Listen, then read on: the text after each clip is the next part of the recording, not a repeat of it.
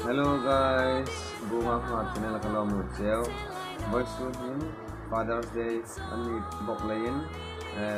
short message bahai tading di sana kita toy ki building ani le voice in Father's Day nilom takel ko tung rumah masa takin metro tung tu patin rumah ilom tu mesin lah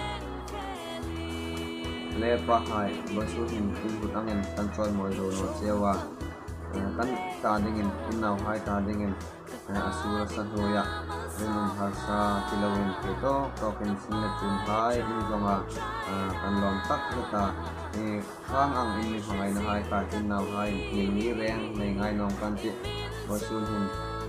dambong bongin la damna le sel la tharin patinin intum sila sew mati kaya pam now in kol na konga pathin tutaka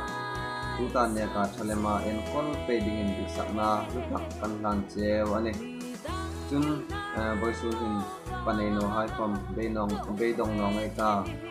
panai lo hai pa munai lo hai lu patha rim si hai lal pa pathin ai nei lein